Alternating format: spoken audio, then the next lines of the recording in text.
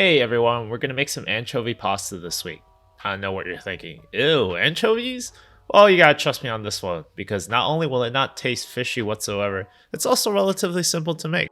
So before we start, I realize a lot of my subscribers still aren't subscribed, so if you've been enjoying my cooking content, leave a like and subscribe. It does help. We're gonna start with slicing up some garlic, and I used around 9 cloves here. I mention this often, but feel free to add or subtract the amount for a certain ingredient if you want. Cooking has a lot of freedom compared to baking, so there's more room for flavor changes based on your personal preferences. After the garlic is done, take some parsley and mince it up as well. If you notice, most of these ingredients are what we use for aglio e olio. The only difference now is we're going to add some extra ingredients, in this case, anchovies and cheese. So basically, it's like an upgraded pasta dish in a sense. So now for our anchovies. I'm going to use 1 tin because that's all I had in my house. Drain out the excess oil, start mincing up these anchovies. After watching how to use anchovies and actually using them, I gotta say, it's basically umami in a tin can. When you cook these bad boys down, it becomes an umami bomb similar to just adding MSG.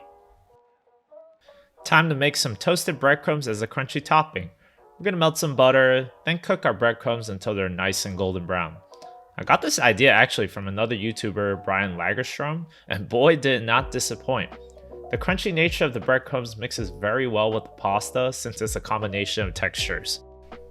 Once golden brown, place it aside on some paper towels to drain the excess fat and to keep the breadcrumbs crunchy. Time to finally cook the pasta. Get a pot of water boiling and salt your water heavily. Cook your pasta to its packaged time, minus I would say a minute, then finish cooking the pasta in our sauce. Nothing new we've never seen before. As our pasta is slowly cooking, we'll be making the sauce on the side. For our sauce, we're going to add a bunch of olive oil in medium-low heat and start sauteing the garlic and anchovy mixture. I'm going to also add a little bit of chili flakes as well for some kick. Now we don't want the pan too hot as it will cook the garlic and anchovies too quick before our pasta is finished. After cooking for a while, the minced anchovies should pretty much be melted into the mixture, and this is now where we'll add our pasta water to halt the browning process. We're going to let this reduce slowly while we wait for our pasta to finish cooking. I like to squeeze in a little bit of lemon juice too. I feel like that extra acidity helps brighten up the dish as well. Once finished, dump in your pasta into the sauce and start mixing it around to help emulsify the sauce so that it'll help stick to the pasta. If everything looks a little bit dry, feel free to add extra pasta water as well. Just adjust accordingly.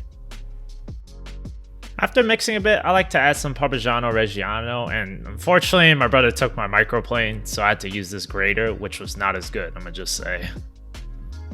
By the time you add your cheese and mix it again, your pasta should pretty much be finished.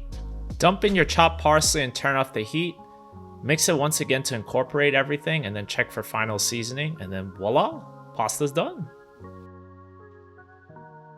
Now to serve it. I like to bundle it up with some tongs and try to get some height for some presentation. Top it off with extra cheese and the breadcrumbs you made before. Now you got an amazing meal, which didn't require too much effort at all. So pretty much this video is me trying to convince you guys to try this anchovy pasta because I was a non-believer until I gave it a shot. So what are you waiting for? Hey everyone, thanks for watching my video. If you enjoyed it, please like and subscribe and follow my Instagram at Weekend Cooks. Thanks for your support, everyone.